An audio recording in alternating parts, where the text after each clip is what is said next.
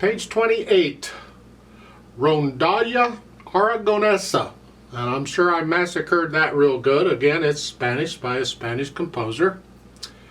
3/4 time. This has two sharps. So we're in the key of D major.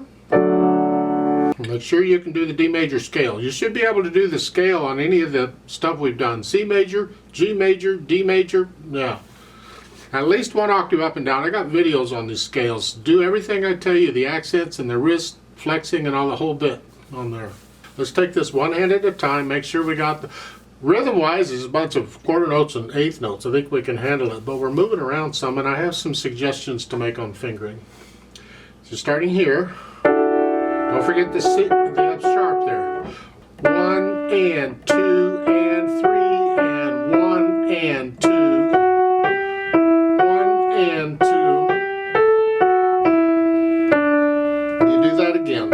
Third line, second measure. You're here, reach up, it's an octave. Remember the C sharp, it's in the key signature. Again, 1 and 2.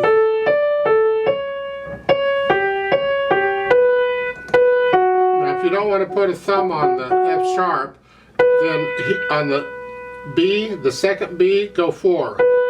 So it's here, that way you can do that. If you want to, it's up to you. But if you do that, put a thumb on the A on the next measure, the first measure, the last line here, and then 3. Because you're out of position if you go here, you run out of fingers. So put a thumb on that so you're coming back in. However, if your hand's small enough, go ahead and use thumb.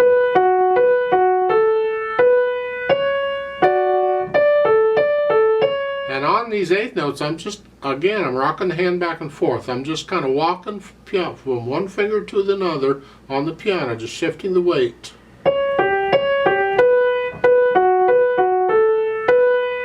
Now, on top of page 29 in the second measure, I do suggest if your hand's big enough, you do a 2/5 here, not a 1/5.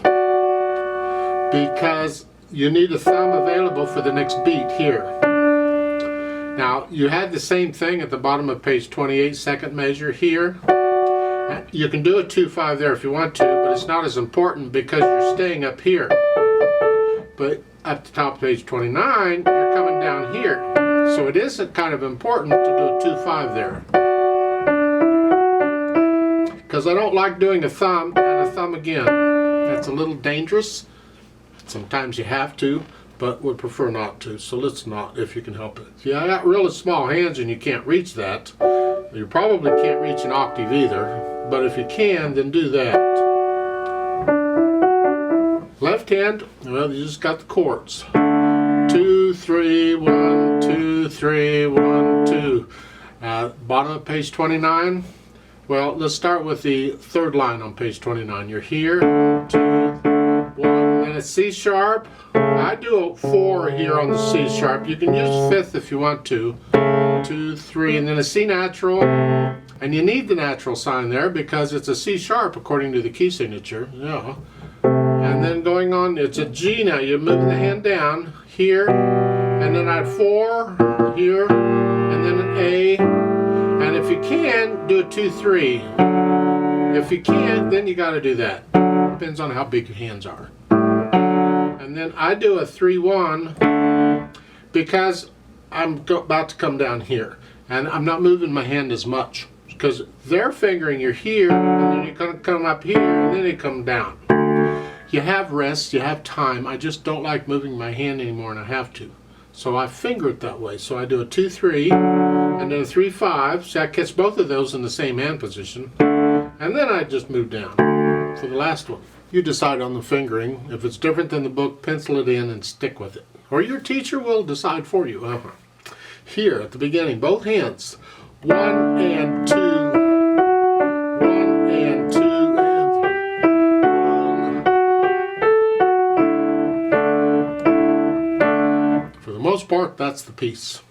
Once you can play the hands together, no hesitations, get rid of the hesitations, work on those spots where you're hesitating so that it's a nice steady beat.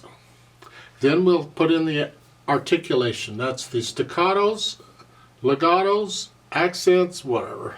Here, staccato, I'm going to use wrist on both hands, short, plus it's accented, so you give it a little extra.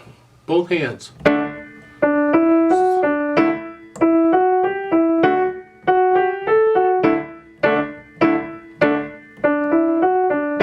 So forth, and it stays that way. You got the accents and the slurs and the staccatos throughout the whole thing. Then dynamics, well, it's loud. And this is really the right hand. We don't need all that. You know what? Play that sort of a moderately loud or less. Yes, we want to. That's what we want to hear.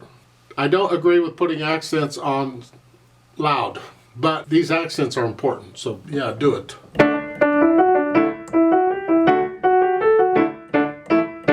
And like on the third line here.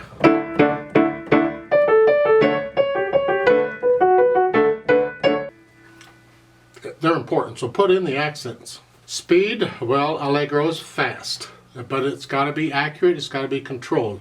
How fast can you play these eighth notes accurately? And these.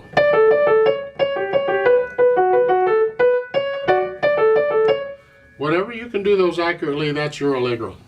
You got to play it your allegro, not mine. Now, they don't tell you everything in the music. They give you the general idea of what it is, and then it's up to you to get to know it well enough you start feeling it that you can add in the other stuff you got to add in to make it sound like music. Take a look on page 29. Now, keep in mind we've been loud throughout all of this, except the accents are very loud. Well, on the third line on page 29, they give you a crescendo to go up, to get louder. And then on the next line, they give you another loud. So there's two ways of looking at that. Am I loud and I'm going up to very loud and then coming back down to loud for the last three measures? Or do I come down and go back up to loud? Most of the time I found in these books, you're supposed to come down and go back up to loud. Go back up to wherever you were, most of the time. So I'm going to suggest here on the third line on page 29, when you're done, at the beginning of the crescendo, come down to a moderately loud. And each one of these is going to get just a hair louder. And then you crescendo all the way up to loud, and it doesn't say to crescendo. The crescendo ends at the end of the third line, but I'm going to tell you, go ahead and keep crescendoing and be loud on the second measure of the last line. So at the end of the third line, you're not loud yet. So take it here, moderately loud, just a hair louder, little louder, now you're loud. Actually, with an accent, you're very loud. So that's what I'm going to suggest you do. Come down and go back up.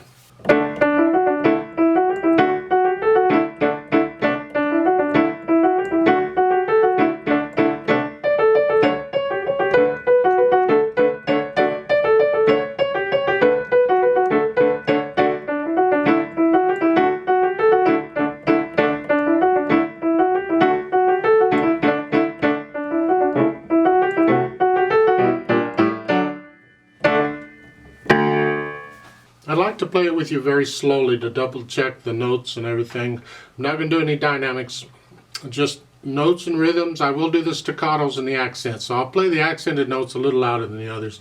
And we'll play both hands more or less the same, but it's really the right hand we want to hear, because the left hand has just got these chords going on. So I'll give us 3 counts. Let's play it together. 1, ready and go, and 1 and 2 and 3 and 1 and 2.